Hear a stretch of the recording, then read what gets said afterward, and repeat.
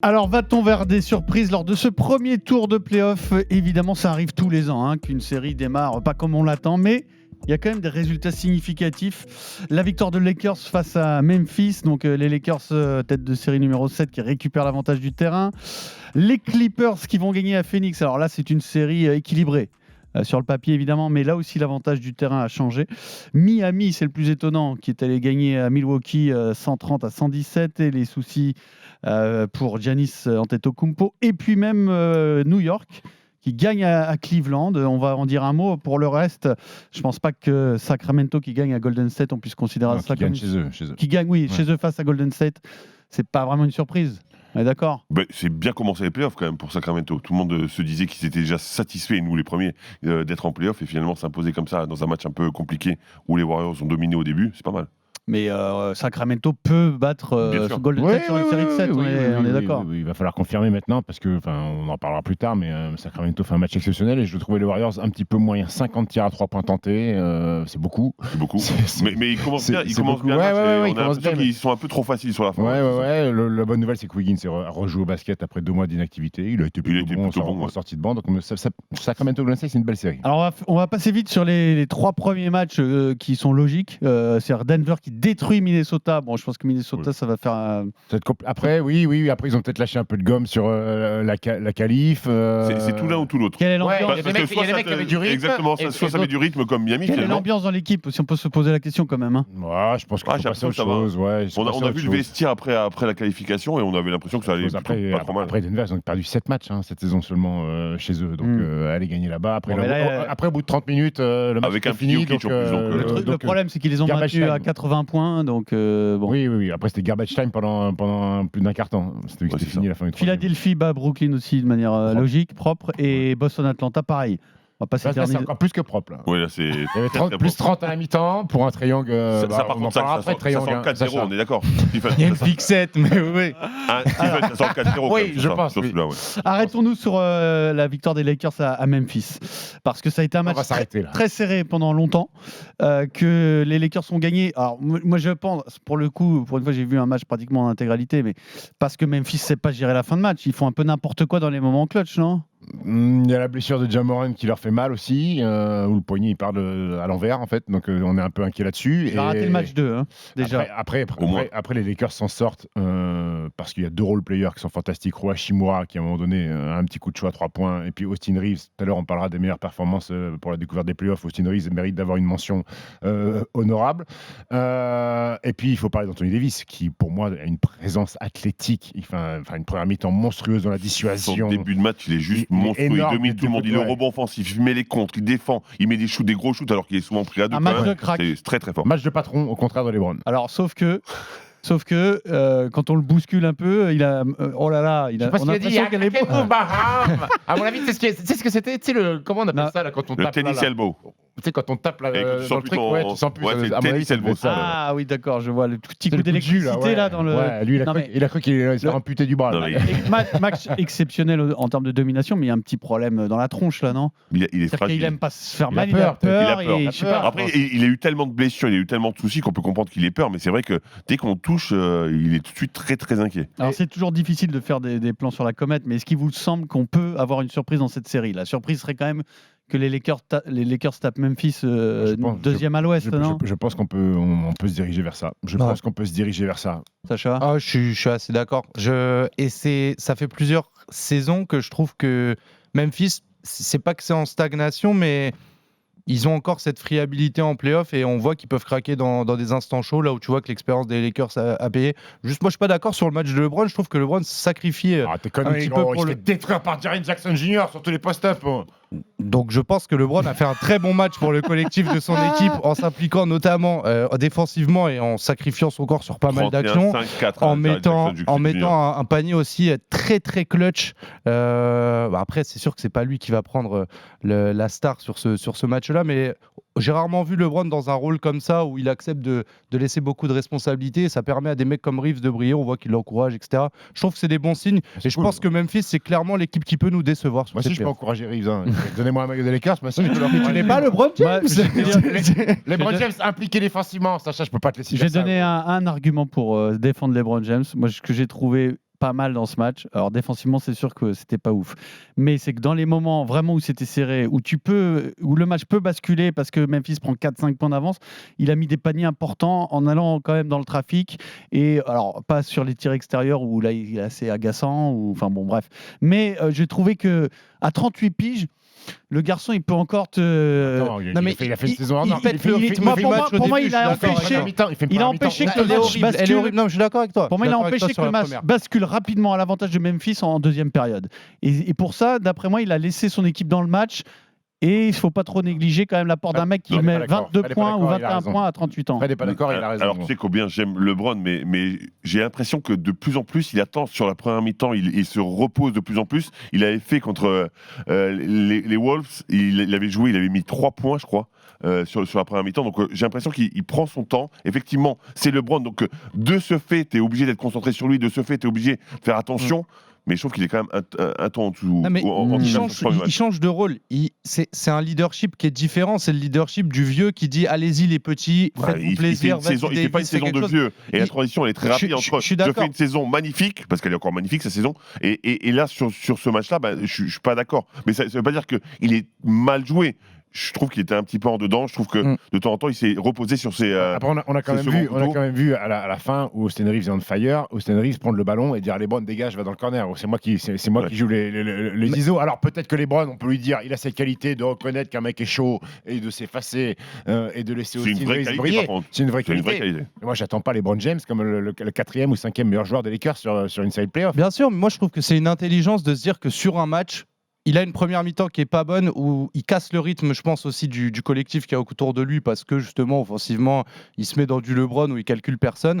Il se réajuste bien dans la deuxième mi-temps et je pense que c'est un vrai signe de leadership dans un match où il y a une rivalité en plus. On sait qu'il s'aime pas avec Memphis et qu'il les déteste. Avoir à cet âge-là avec la carrière que tu as quand on dit que c'est l'année où tu deviens peut-être le GOAT, le courage entre guillemets de faire un petit peu un truc plus dégueulasse, de te mettre en retrait et de laisser les jeunes performer. Et je pense que d'habitude il passe dans le dos pour Austin Reeves quand même là. Non mais le talent, on peut pas. Tu peux pas. Moi, j'ai préféré la passe dans le dos d'Austin Reeves pour. Elle est sympa aussi. En tête de raquette. Qui c'est qui filoche? C'est Hachimura. Et c'est hyper symbolique. Et franchement, LeBron, à part le voir laisser les clés à Davis, le voir laisser les clés à des Reeves, des trucs comme ça, je trouve que c'est un signe fort. Et c'est ça que j'ai apprécié. Et c'est peut-être pour moi ce qui va faire la différence dans cette série. Austin Reeves, il jouerait où en pro? Plutôt au Cholet? Non, à Boulazac, c'est une ville pour lui. Austin Reeves, qui est en fin de contrat, qui n'a pas été drafté. Il peut prendre le jackpot l'année prochaine. Austin Reeves. Seul bémol de cette série, de ce match-là, c'est qu'à un moment donné, j'aurais aimé voir Anthony Davis en bune à bune contre Jaren Jackson Jr. Est-ce qu'à un moment donné, on se dit pas, allez, les deux stars qui sont un peu du même gabarit, Anthony Davis, LeBron James s'est fait détruire. Alors, chacun en post-up, c'était 2 points. Moi, je suis d'accord.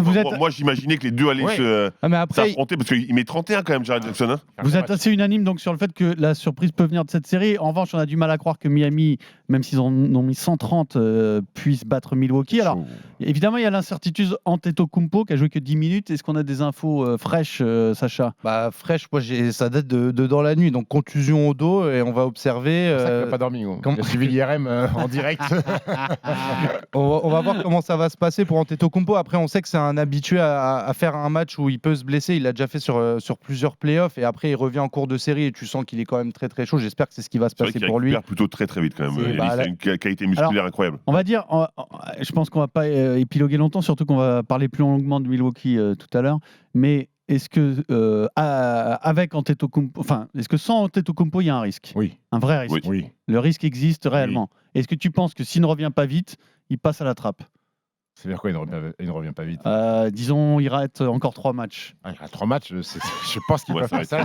Oui. Parce que cette équipe du 8, elle a galéré, elle est passée par le deuxième match des play-in pour se qualifier. Elle a des qualités. Mais l'année dernière, elle est finaliste de conf contre les Celtics. En 2020, dans la bulle, ils sont finalistes NBA contre les Lakers. Personne n'a envie de se cogner les parce que c'est bien coaché. Il y a toujours Jimmy Bucket qui a mis 35. C'est une équipe bien coachée, c'est une équipe de chiens des bois, c'est une équipe avec 42 minutes, il joue. Un paquet de joueurs non draftés. Par rapport à un chien de la classe, un chien des bois, c'est pire ou... Ouais, c'est pire. Parce qu'un chien des bois, c'est un mec gros, il y a des loups, ça arrive.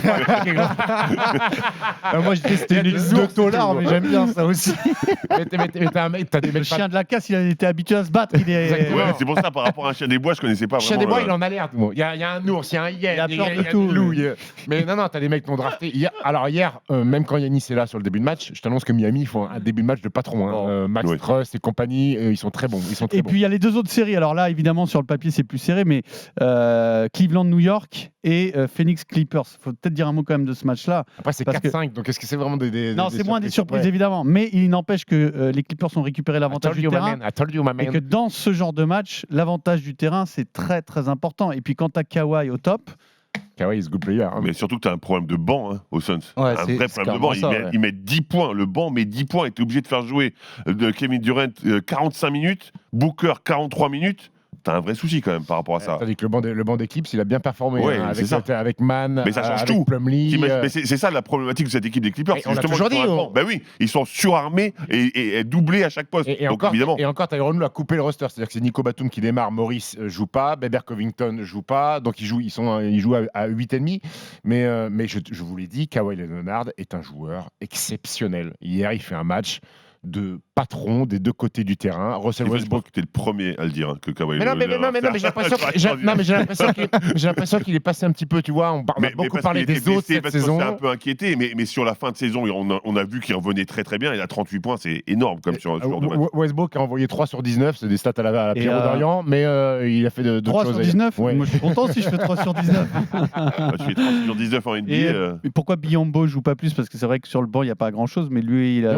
Non, le problème de Bismack, c'est qu'il avait pas les mains pleines de pouces. Donc il peut envoyer un peu du bois. Il peut servir à autre chose. Quand tu as Durant, Booker, Chris Paul, tu n'as pas forcément besoin d'un intérieur qui met plein de points, non? Ouais, après il compte sur DeAndre Ayton aussi, mais Zubac a été très bon, il prend 15 rebonds. Attention à Phoenix, je le dis, c'est pas cadeau. C'est pas cadeau l'Eclipse. Et un dernier mot quand même de Cleveland-New York. Une petite, donc New York qui remporte ce premier match, c'est une surprise pour vous ou pas? Patron. Quel match? Jalen Brunson, un patron. Franchement, je ne m'attendais pas à ce niveau-là. Le problème, c'est que Dallas l'a pas respecté. Il y avait Charles Bronson et il y a Jalen. Et Hart a été très bon aussi. Lui aussi, il a apporté énormément. Donc franchement, une belle équipe. Randle fait un bon match. Alors qu'en playoff, c'est pas. Enfin, d'habitude, il arrive cramé en playoff, Randle, avec les Knicks. Là, il a été très très bon, très hyper intéressant. Mais Evan Mobley passe au travers du côté des Cavs. Donovan Mitchell prend 30 tirs. Je trouve que c'est beaucoup. Et surtout, attention, parce que New York cette saison a beaucoup plus gagné à l'extérieur qu'à domicile. Donc rien n'est fait. Moi, je sens qu'il va y avoir un Game 7. J'ai crainte pour Cleveland parce que, en fait, Donovan Mitchell, quand ça se passe mal dans une franchise, c'est là où il peut faire des trucs un peu bizarres. Et c'est ce qui s'était passé à Utah. Et s'il y a une difficulté avec New York, j'ai bien envie de voir avec Cleveland, j'aimerais bien voir comment ça s'ajuste parce que j'ai peur qu'on revive un cycle qu'il a eu avec Utah en plus rapide si ça se passe mal avec Cleveland pour Donovan Mitchell. Tu as envie de te faire de Donovan Mitchell à la fin du talk. Non, tu l'aimes pas. Non, pas spécialement, mais moi j'aime bien. On est là pour dire la vérité. Tu l'aimes bien ou tu l'aimes pas? Non, mais Mitchell, j'ai beaucoup aimé, mais je le mets dans une catégorie de joueurs qui m'a déçu. Comme parce Lillard, que non, il m'a jamais déçu, jamais aimé. À Utah, quand ça se passait très très bien, on avait toujours Donovan Mitchell très fort, et quand ça a été un petit peu plus compliqué, c'est parti dans tous les sens. Mitchell le triangle. Il n'y a pas de question. Sacha, quand Wembanyama va rejoindre Damian Lillard à Portland, ça va être un duo de feu. Tu vas changer d'avis. Et quand Victor sera le patron de Portland, je serai très heureux pour lui. Basket Time tous les mardis en podcast sur rmc.fr. On a avancé d'un jour aujourd'hui parce qu'on a vécu tous les premiers matchs de ce premier tour des playoffs et le favori, ça reste Milwaukee. With a little bump, and here is Butler. He too had 3rd and 38. Road record of 17 and 24. Inside Butler, got it, counted, foul. 22nd leading scorer in the NBA. Giannis going inside. It's Matthews 3. Player of the Year award. That's a 3. Kevin Love. Carter has it, faking the 3. Robinson bit and a floater. Alors, qui est le mieux placé pour battre Milwaukee? Évidemment, Milwaukee a perdu son premier match contre Miami. Milwaukee est suspendu au bulletin de santé de Giannis Antetokounmpo. Malgré tout, ça reste sur la saison une équipe qui fait peur à tout le monde. Alors, Il vaudra cher ce titre, parce que le parcours de Milwaukee va être très très difficile. Il y a beaucoup d'équipes en face qui ont des atouts pour les contrer. Évidemment, on va commencer par Miami, mais il peut y avoir Philadelphie, il peut y avoir Boston, il peut y avoir de l'autre côté Golden State peut-être, ou Sacramento, enfin peu importe, Denver, pourquoi pas. Qui, selon vous, a le meilleur profil pour battre Milwaukee? Sacha, d'abord, comment s'est-il blessé le grec la nuit dernière? Il a chuté sur le dos, en fait, sur le bas du dos. En fait, il boite après ça, il arrive plus à marcher, il retourne au vestiaire, il va voir les médecins, il retourne sur le terrain, il le sent pas et il s'arrête tout de suite. Donc il parle d'une contusion sur le bas du dos parce qu'il s'éclate sur le coccyx. On a parlé de précaution quand même. En fait, il va au lay-up, il y a Kevin Love qui joue le charge, comme d'habitude d'ailleurs. À la hit. Et il retombe très fort sur le coccyx en fait. Donc je pense que c'est plus un coup, un gros coup qui l'a gêné. Ça fait mal. Le coccyx, ça fait mal, mal au coccyx. C'est un personnage d'Astérix. Et non, il est revenu, il est reparti. Après, je suis pas inquiet sur la suite de la série, mais c'est vrai que quand tu fais 120 bars et que tu tombes sur le coccyx, il y a le squelette qui bouge un petit peu. Alors, qui est le mieux placé pour battre Milwaukee cette saison, Fred? On en a parlé tout à l'heure, pour moi c'est les Clippers. Parce qu'ils ont un banc incroyable, parce qu'il ne faut pas oublier que PG n'est pas là, que malgré ça tourne super bien. Il ne jouera pas la série contre Phoenix. Oui, non, mais je veux dire, il jouera peut-être contre les Bucks en finale, c'est ça que je veux dire. Donc ce que je veux dire, c'est que on a à chaque poste des postes doublés, c'est intelligent, ça joue bien au basket, et tu as un animal comme Kawhi. Moi, je me dis que c'est vraiment l'équipe la mieux armée en tous les cas. Après, difficile à dire. C'est-à-dire que c'est plus dur contre les Clippers que contre Boston ou contre Miami. Ça va être très dur contre Boston, mais honnêtement, ça va être comme tu l'as dit, ça va être compliqué à chaque match pour Milwaukee parce que toutes les équipes ont progressé. Et j'ai envie de dire, même si tu tombes contre New York, ce sera pas simple. Mais concrètement, l'équipe qui, pour moi, me paraît l'équipe qui devrait aller en finale, qui sera un opposant vrai dans cette finale, c'est les Clippers. Il me rejoint, il voit les Clippers champions NBA. Mais j'ai un peu changé d'avis par rapport à ça. Il faut reconnaître que Stephen nous l'a dit dès le premier podcast de la saison, lorsqu'on a fait les projections sur l'année. Oui, c'est vrai. Évidemment, il s'est passé plein de choses. Je suis encore en vie encore. 1-0 pour contre ça sur le premier tour. Sacha, qui est le mieux armé pour battre Milwaukee? Moi, je dirais Boston quand même. Je trouve que c'est pour moi les deux meilleures équipes sur les deux meilleurs effectifs, coaching, enfin tout truc confondu en fait qu'on retrouve dans ces playoffs-là. Et c'est le duel de l'Est. Et pour moi, celui qui sort de ce duel-là prend le titre derrière. Je salue ce que font les. Tu penses que celui qui sort de cet affrontement prend le titre? Franchement, ouais. D'accord. Je vois pas. Tu penses que les Celtics vont battre Philadelphie? Oui. D'accord. Et qu'ensuite, ils vont battre les Bucks et le finaliste à l'Ouest? Pas forcément sur les Bucks, mais c'est une équipe qui peut leur poser problème. On sait en termes de coaching, un joueur comme Horford pour défendre Giannis, ça a déjà été très bien utilisé et ça a pu fonctionner. Après, on sait que le coaching Budenholzer est assez particulier parce que lui, il s'ajuste match après match. Il a plus de mal à s'adapter dans un match. C'est aussi ça qui fait que je pense qu'il sur Miami, ils ont eu beaucoup de difficultés. Et pour moi, elle est là la vraie rivalité NBA sur les équipes qui sont au top, qui construisent depuis des années. Il y a des armes. Boston collectivement en défense, en playoff, c'est super solide. Je pense qu'ils ont suffisamment joué Giannis dans toutes leurs aventures de playoff malheureuses pour comprendre comment triompher de cette équipe de Milwaukee. Steve? Moi, je vais prendre les Sixers. Je vais prendre les Sixers parce que... Autre scénario à l'Est, du coup. Autre scénario à l'Est, c'est-à-dire que les Sixers passent au premier tour et tapent les Celtics. On n'est pas trop inquiet pour leur premier tour face aux Nets? Non, ils ont laissé passer l'orage Bridges en première mi-temps, puis après ils ont déroulé. Non, parce que je trouve que le Philly a tout en magasin pour perturber cette équipe-là. Du banc déjà, avec des mecs capables de sortir du banc, de mettre des points. Et puis Joel Embiid, qui, face à Brook Lopez, pourrait être un vrai problème insoluble pour les Bucks, parce que Joel Embiid, je pense, est capable de sortir au large pour défendre sur Brook Lopez, est capable d'emmener Brook Lopez au large et de le jouer. Et je vois pas Brook Lopez être capable de défendre sur Joel Embiid, de lui provoquer des fautes. Je vois pas qui pour stopper Joel Embiid du côté des Bucks. Après, inversement, qui défend sur Giannis? Je pense que Tobias Harris est capable de se mettre au casse-pipe. Je pense que notre ami PJ Tucker, c'est PJ Tucker, non c'est comment il s'appelle, le tonton là, qui fait des trucs défensifs. Moi aussi, j'y pense aussi. Le tonton qui fait des trucs défensifs. Qui va être Crowder. Non, Crowder, il joue aux Bucks. Non, mais Tucker, il a Philly, c'est bon, les gars. Oui, Philly, Ouais. Je croyais que tu demandais qui pouvait Non. PJ Tucker, pour On s'envoyer une réveille la mission, bête qui est en Stephen. PJ Tucker, il est payé pour ça. De toute façon, il n'est pas payé, il n'a pas le droit de shooter. Donc il est payé pour défendre sur Giannis Antetokounmpo. Que Tobias Harris, c'est une troisième arme. Oui, il est une troisième ou quatrième arme offensive qui a été très bon d'ailleurs sur le match 1. Que James Harden, pour l'instant, James Harden, son premier match de playoff est très bon. Que Tyrese Maxey est capable de faire péter n'importe quelle défense en sortie de banc. Et je me dis que c'est l'année de Joel Embiid, l'année du titre. Alors là, vous êtes en train de me vendre une finale rêvée, ce serait Embiid face à Kawhi. Où là, on verrait vraiment qui est le MVP, le vrai MVP de la saison. Vive la France. Vive la France. Deux Français, Nicolas Batum contre Joel Embiid. C'est vrai que ce serait beau. Hein. Ce serait beau, non? Imagine que ce soit Batum le champion. Pourquoi pas? Oui. Non, mais parce que c'est lui, on est sûr qu'il est français. Tu sais qui est le dernier français champion NBA? Je sais pas si tu as vu que Nando commence à s'impatienter. Oui, j'ai vu. Tout le monde commence à s'impatienter. J'ai pas vu, non, j'ai pas cliqué, mais j'ai vu. Et pourquoi t'as pas cliqué? Je sais pas, pourquoi ça va pas. Non, mais tu sais qui est le dernier français champion NBA? Le dernier français champion NBA. Peu importe son rôle. Peu importe son rôle. Oui, peu importe son rôle. Ça veut dire qu'il y a une astuce, un assistant coach. Toupane. Ouais. C'est-à-dire un mec qui sert à rien, c'est ça que tu veux dire? Pas pour son rôle, j'ai pas dit. Tu m'as tendu la perche. Ouais, au Bucks. Pourquoi tu avais ce petit sourire là? Non, parce que c'était un indice Axel, pour quand toi. même. Mais je respecte Axel, parce que tu aurais pu me dire. En plus, il a sa bague. Hein. Mais bien sûr qu'il a sa bague. Bien sûr, il mérite. Attends, qui va faire tomber les Bucks? Personne. Qui va faire? Moi, j'espère que ce soit la blessure de Antetokounmpo peut faire tomber les Bucks. J'espère que ce soit Philadelphie. Parce que t'aimes bien les Sixers? J'aime bien, ouais. J'aime bien Jojo, j'aime bien Harden. Après, sur les Celtics, moi j'ai un point d'interrogation. Tyrese Maxey n'est pas inintéressant, comme on dit. J'ai un point d'interrogation sur Joe Mazzulla, s'il est capable d'aller très haut en plus. C'est lui aussi, il est rookie, le coach des Celtics. Est-ce qu'il va être capable? Ça compte ça vraiment?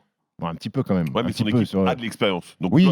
tu as moins besoin de t'appuyer sur ton coach, entre guillemets, parce qu'eux savent comment faire pour aller loin. Ouais, puis leur gars au-dessus, je pense que c'est pas Daryl Morey et Doc Rivers. Je pense qu'il y a une continuité qui fait que. Ouais, mais il faut savoir prendre des décisions à l'instant T. Hein. Tu n'as pas le temps d'aller voir dans les bureaux. Je suis d'accord, mais je pense qu'il y a c'est l'écosystème autour, que je veux dire, qui est bien fait autour de ça. Et puis, il y avait une déclaration d'Embiid qui était assez intéressante au sujet de Boston. Il disait, mais il n'y a pas de rivalité avec Boston, parce que de toute façon, il nous casse le cul à chaque fois. Donc, même lui, il le sait. Le derrière. Pardon, désolé.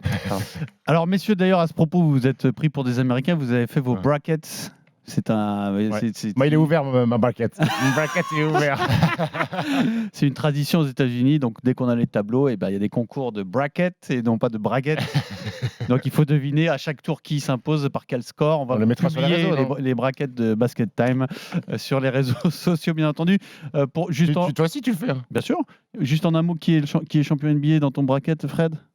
Alors, en fait, je l'ai fait avant que Giannis soit. Ah oui, mais c'est pas grave. Donc, Bucks. Les Bucks, Sacha? Moi aussi, Milwaukee. Les Bucks, Steve? Pourquoi j'irai à l'encontre du mois de septembre? Oui. Très bien, bravo. Je vais au bout de mes convictions. Bravo.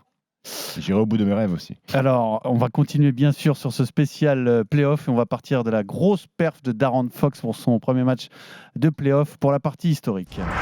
The 7-minute mark, Fox accelerates, got it to go. Man, he popped the clutch. Fox guarded by Wiggins. This should be an intriguing matchup. Fox got to his office. Fox, float game, pure. They go under the screen. Green switches on to Fox. Fox playing with his food. Shifted Green. And fourth quarter Fox has been activated.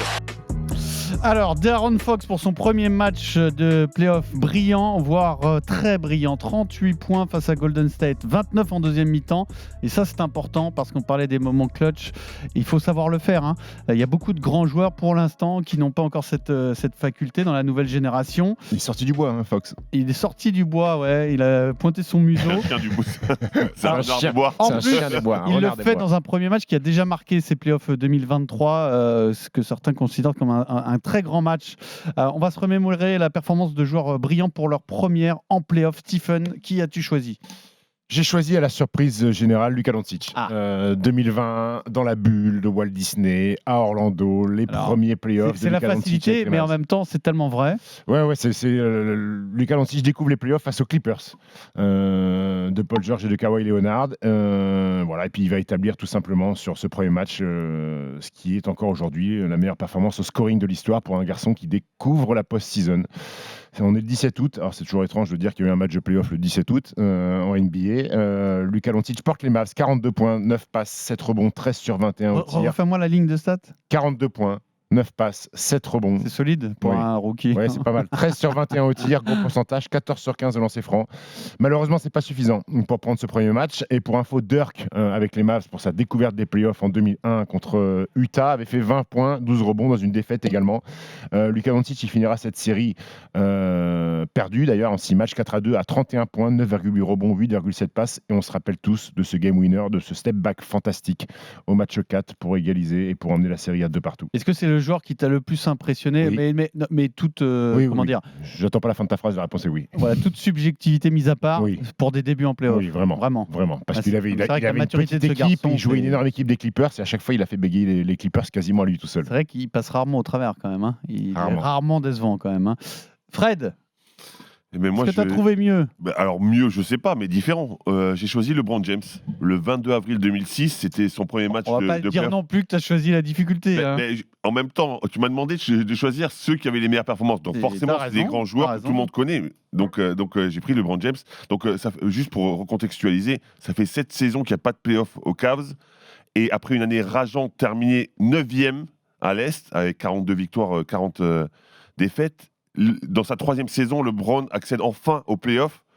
Et là, il est très très chaud parce qu'il tombe contre les Wizards, donc Gilbert Arenas. Un peu même configuration que Darren Fox finalement. Oui, un peu ce principe là. Et là, par contre, ils ont l'avantage du terrain. Ils finissent 4e et les Wizards finissent 5e. Et donc, ils ont plutôt un désavantage au départ parce que sur les 4 confrontations entre ces deux équipes, c'est les Wizards qui ont gagné 3 fois. Donc, tu te dis que ça peut être un petit peu compliqué. Et là, commence le show LeBron James où il nous fait des tirs à 3 points, des pénétrations, des dunks, des contres, des passes, même une passe apparemment qui a fait lever tout le palais des sports parce que c'est une passe à la Magic un petit peu. Donc, le palais des sports.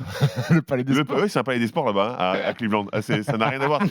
Un Kozak. Non, mais exactement, c'est un petit palais des sports. C'est un gymnase, exactement. Le Quicken Loans Arena, c'est un gymnase. Et au final, victoire de 11 points pour les Cavs. LeBron aura passé 48 minutes sur le terrain pour une petite ligne de stats sympathique, 32 points, 11 rebonds, 11 passes. Triple-double pour son premier match.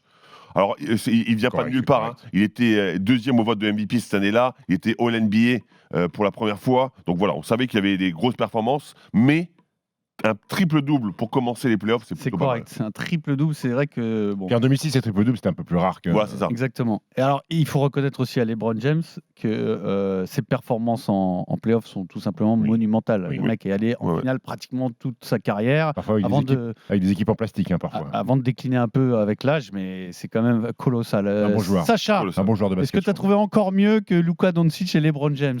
Est-ce que c'est mieux? Je ne sais pas, ce n'est pas à moi de le décider. En tout cas, la prise de risque est peut-être à saluer parce que je pense qu'il y aura du désaccord. Mais c'est ton truc, les prises de risque. On rigole parce qu'on sait qu'il a choisi nous, vous allez le découvrir maintenant. Vous. Mais ça va peut-être vous refroidir un peu parce qu'on va parler de Ice Trae Young qui a découvert les playoffs pour la première fois avec les Hawks en 2021 avec un premier match à l'extérieur au Madison Square Garden.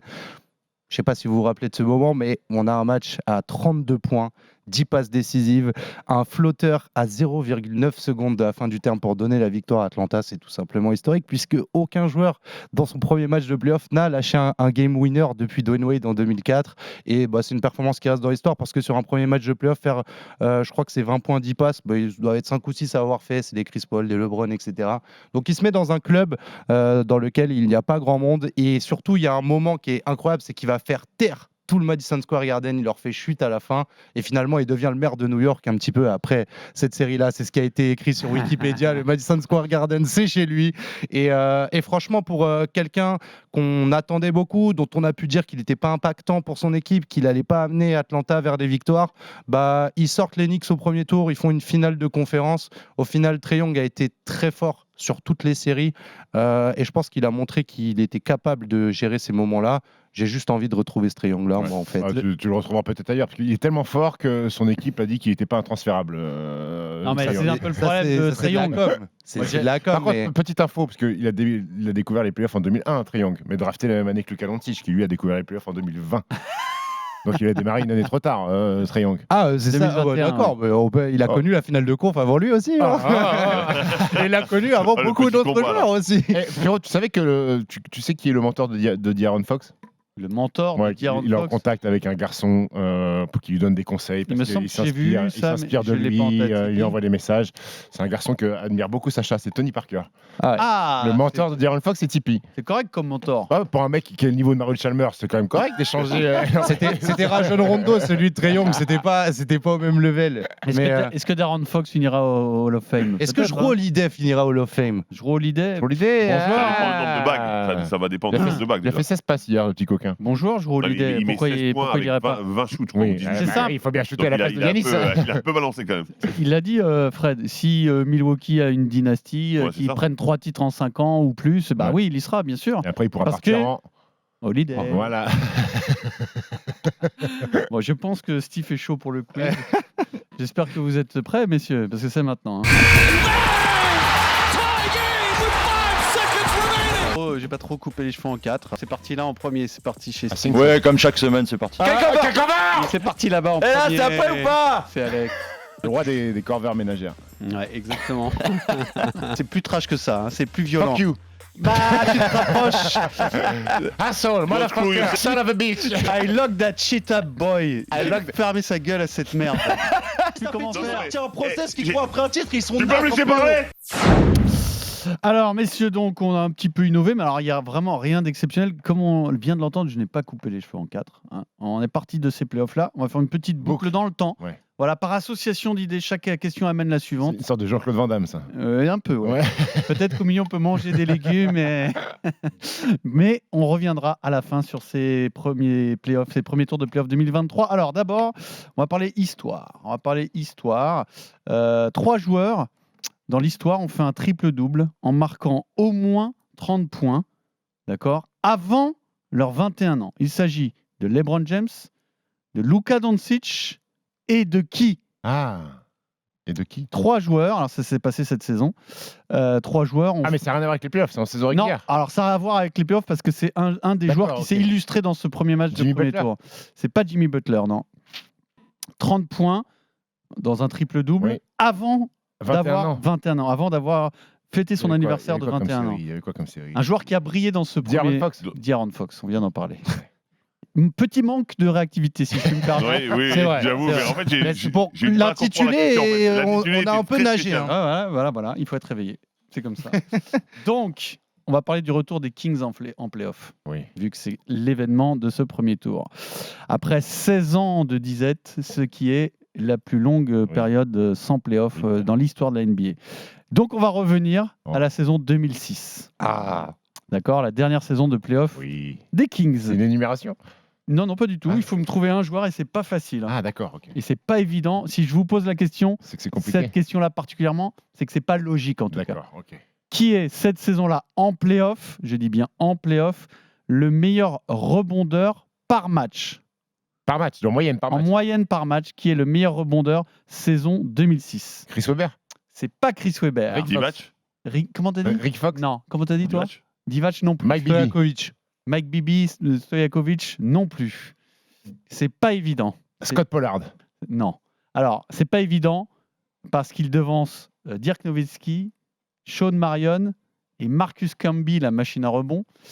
Et ce garçon-là n'est pas censé... C'est le meilleur rebondeur de la saison? Non, de play-off. En play-off. En play-off. Alors, je vous dis tout de suite, ils sont vite sortis quand même. Hein. Il n'y a pas eu beaucoup de matchs pour eux.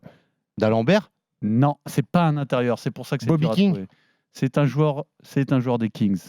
Gerald Wallace? C'est pas Gerald Wallace. C'est un joueur des Kings. Jason Williams? C'est pas un intérieur. Ouais, mais c'est ouf. Et il a passé qu'une saison aux Kings. Ah ouais. C'est dur. Ah ouais, ça y est, j'ai trouvé. Ken Martin. Tu l'as trouvé? Si tu veux, quel nom, prénom? Quel nom? Quel prénom? Meta World Peace? Non, c'est pas Meta Ron World Peace. Non. Ah ouais. C'est un joueur des Kings. Hein. Ouais, t'as compris, quoi. Alors, son prénom... Glenn Rice? Non, son prénom, ça ressemble à un personnage de la série Happy Days. Fonzie? Tu l'as? Bonzi Wells. Fonzie.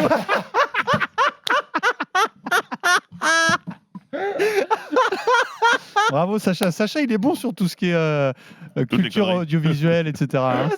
Il est mort de rire. Ça y est, je l'ai mis dans le match. C'est Bonzi Wells qui a une moyenne de 12 rebonds sur ses 5 pauvres matchs de 5 playoff. matchs, ah ouais. Ah, mais c'est énorme quand même, non? Ouais, il suffit qu'on ait fait un 16. Tu après, vois, derrière, il y a Sean Marion et Marcus Camby, quand même, c'est fort. Donc ça fait. Et puis c'était pour parler surtout des Kings. Donc ça fait 1 point pour Sacha. Bonzi Wells, drafté ah oui, c'est la boucle, on continue. en 98 par les Blazers. Oui. Qui est alors le joueur majeur des Blazers? Scottie Pippen. Non. Rachid Wallace. Rachid, bravo. Bravo Sacha. Sacha, il est bon, hein. Oui. Cache son jeu, mais il est bon. mais... C'est-à-dire qu'il dit des trucs aberrants des fois, comme Tipeee, il a pas sa place au Hall of T'es pas Fame. né en Ah, j'ai jamais dit Tipeee a pas sa place au Hall of T'es Fame. pas J'ai né en dit 98. sans les Spurs, il n'y va pas. Non, il est pas né en Je plaisante, 98. je plaisante. Ah. Fred, J'étais dans ma tête, j'ai dit, attends, il a 31 ans tout à l'heure. Non, je comprends pas. Fred, il pensait que j'avais 20 piges, c'est pour ça. Et donc, grâce à Rachid Wallace, nous allons faire un Association petit d'idées. tour de table. Association Les d'idées. clubs par lesquels ils sont passés. Pas du tout. Ben Wallace, Rachid Wallace, les deux ou aucun des deux. Ok? Oui. Chacun son tour. Hein. Donc Oui. là, c'est Fred qui commence puisque bon, ça ne changera rien, remarquez. Nous, on va faire un tour tranquille en démarrant par Steve. Ben Wallace, Rachid Wallace, Ou les les deux ou aucun des deux. J'ai Ah oui, été 4 possibilités. J'ai été coach adjoint de Maurice Cheeks aux Pistons. J'ai été coach adjoint de Maurice Cheeks aux Pistons. Rachid Wallace. Rachid Wallace is the correct answer. Bravo Stephen, c'était pas évident. Ça n'a pas duré longtemps pour dire que voilà, il a tenté sa chance en tant que coach, mais il a vite compris que c'était pas son truc. Sacha, je détiens le record de fautes techniques en une seule saison. Ouah. Rachid Wallace, J'aurais dit Ben les deux. Wallace, les deux ou Mais- aucun des deux. Bah, j'ai envie de dire les deux, mais je vais dire Rachid Wallace quand même. Je Alors, dis Ben. C'est Rachid. Il y avait un petit piège parce que Ben, on peut penser. Rachid avec quand même 41 ouais. fautes Ah oui, techniques quand Un match sur saison deux. Un match sur deux. 2000-2001. C'est quand Pas même mal. hallucinant, non? C'est bon. Ouais, c'est C'est un plutôt super pas mal. mec. Super mec. C'est à cause des arbitres, ça. Je voulais que Fred nous dise un mot, mais il est tellement stressé par le fait que c'est à lui de Non, mais ça répondre. va être à moi. J'ai joué aux Washington Bullets. Rachid Wallace, Ben Wallace, les deux ou aucun des deux? Il faut connaître la carrière des joueurs Ouais. mythiques.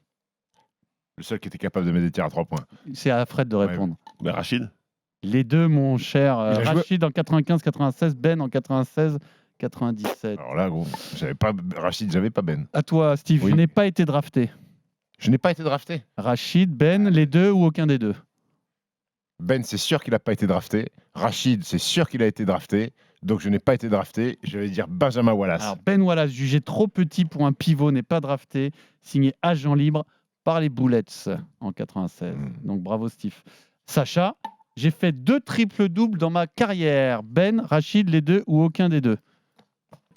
Ah, c'est pas si évident. Hein. Je vais dire les deux, mais La bonne réponse était seulement Ben. Rachid n'a pas fait de triple-double et surtout des triples-doubles à 10 contre à chaque fois. Les deux. Hein. Ça, c'est beau. Bravo. Ça, c'est exceptionnel. Ça, hein. c'est très, 10 très comptes, moi, il me fallait 3 saisons pour faire 10 comptes. bon. Non, c'est Jamais pas mis vrai. 10 Je me rappelle comptes. d'une saison où tu avais Non, mis des comptes. Des rebonds, pas des comptes. Ah oui, des comptes, c'est vrai. Fred, tu as fait des matchs à 10 contre? Ça a dû non, arriver. quand 7, même. 8, un truc comme ça. C'est pas mal déjà.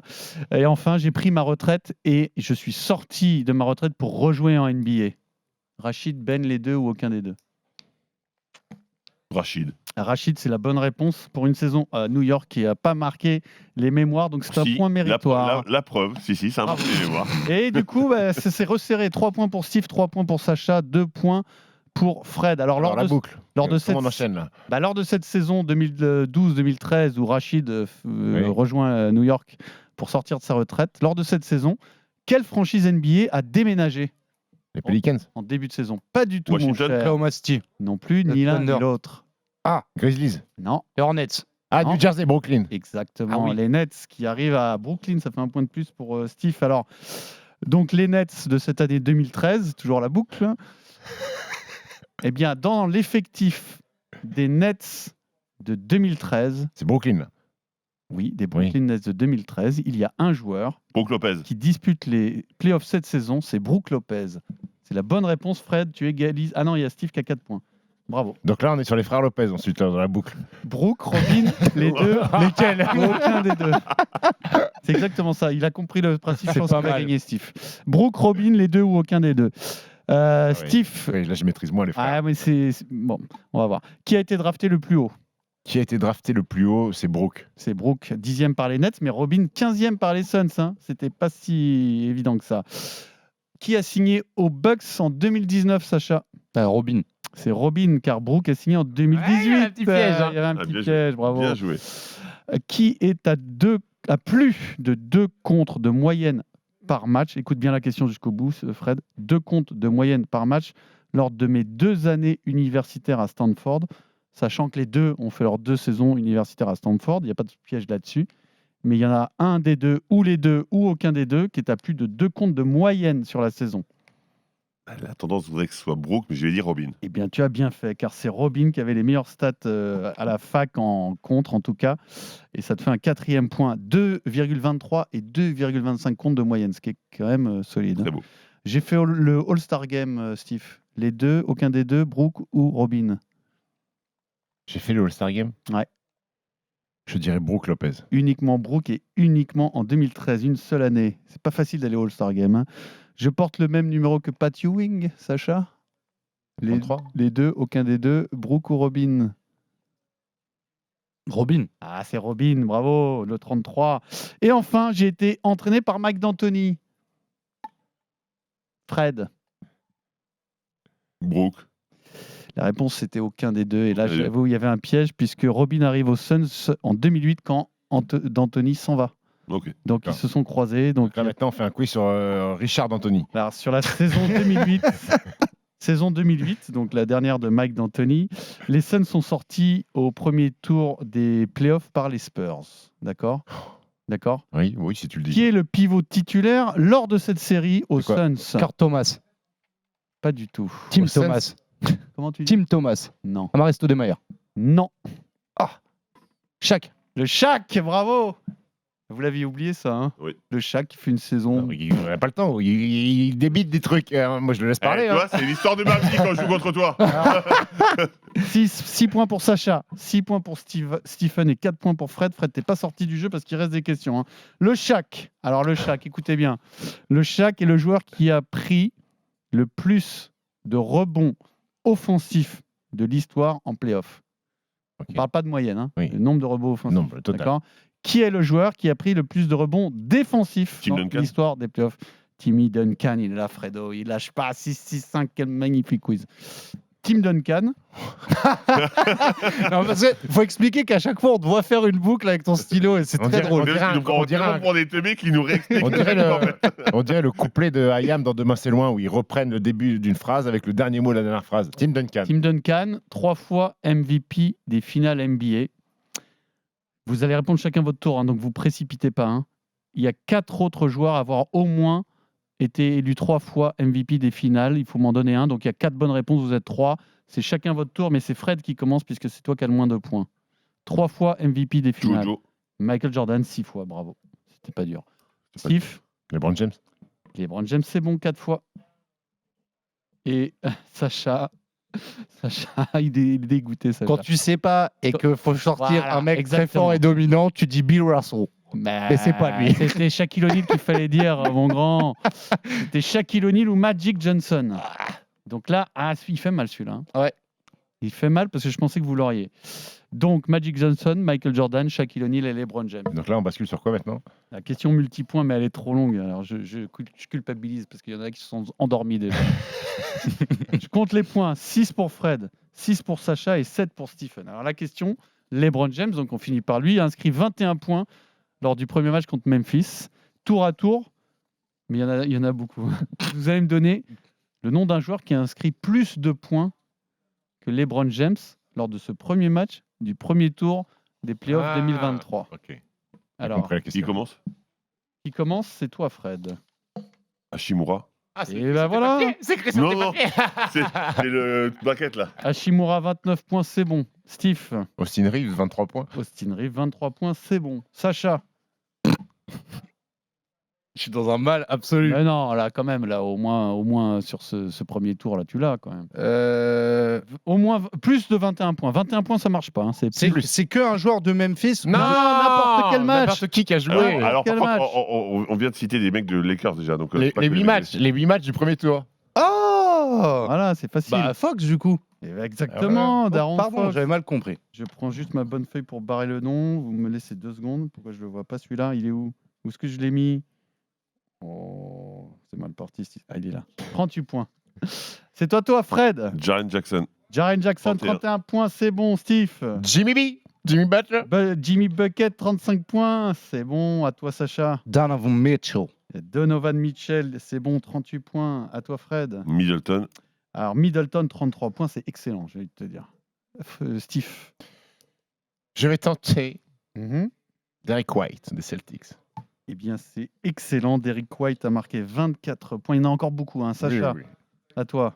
Kawhi Leonard. Kawhi Leonard.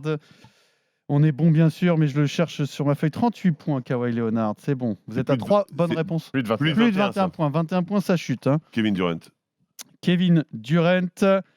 Kevin Durant n'a pas marqué 21 points. Non, Il a marqué 27. Il a marqué 27 points. c'est vrai. Et c'est exact. C'est juste que je n'avais pas regardé la bonne ligne. C'est bravo, Fred. 4 points. Joel Embiid. Joel Embiid, c'est bon. Joel Embiid, 26 points. À toi, Sacha. Pas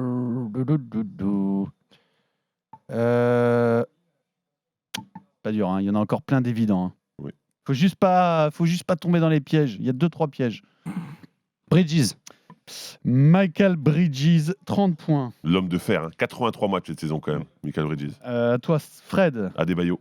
Adebayo, ça passe avec 22 points. 22 points, Adebayo. Ouais, presque triple-double. Hein. 22, 9, 7, je crois, un truc comme ça. Il est solide. Je crois que James Harden a dû mettre 23. 23 puntos, excellent, avec une sérénité absolue. Steve, ça va se jouer à pas grand-chose ce quiz, Sacha. Jalen Brunson. C'est maintenant qu'il ne faut pas craquer. Jalen Brunson, 27, c'est parfait. Et donc vous êtes à égalité, là, 5 bonnes réponses chacun. Je vais vous dire combien il reste de joueurs. J'en ai 1, 2, 3, 4, 5, 6, 7, 8, 8, 9, 10 encore. Il y en a encore 10 quand même encore. Il y en a encore 10, Fred. Devin Booker. Devin Booker, c'est bon avec 26 points. On enchaîne. Steph Curry. Steph Curry a marqué 30 points. Sacha, ça se raréfie. L'air se raréfie. C'est vrai, je le sens. J'essaie Jamal Murray. Jamal Murray, 24 points. The good answer. Fred. Malik Monk. Monk, 32. Bravo, Fred. Bravo, Steve. Desmond Bain, ça passe aussi avec 22. Ça passe juste, mais ça passe. Sacha. Je sais plus ce qui a été cité, c'est ça le problème.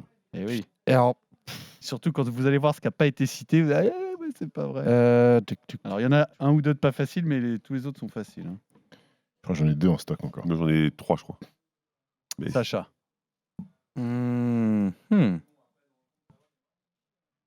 Est-ce que Tatum a été dit? Tatum n'a pas été dit, 25 points, je te l'accorde, c'est bon, bravo Fred. Et son frère, Jalen Brown. Exactement. Putain, il m'a baisé mes 2 joueurs, j'ai la haine.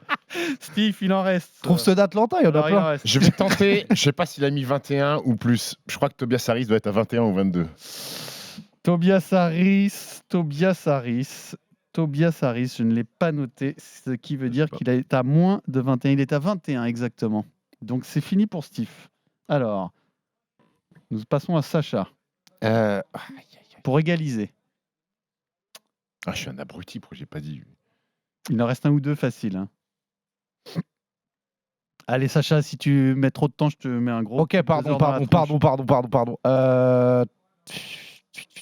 Je suis nul, désolé. Hein. Mais je tente au plus, je dirais Anthony Davis. Mais oui, Anthony Davis, bien sûr, 22. Sacha, c'est bon. Fred, c'est pour prendre la main, là. C'est pour gagner le quiz. Je sais pas si ça a été dit. Dejounte Murray. Mais c'est excellent, Dejounte Murray, 24 points, Fredo. Attention, je vais faire le point pour Sacha. Il te reste 1. 5, non. Il te reste 1. Un nom? Un nom, qui est pas facile, qui est très difficile à trouver. Il te reste un nom. T'égalises. T'égalises et vous partagez la victoire avec Fredo. Oh.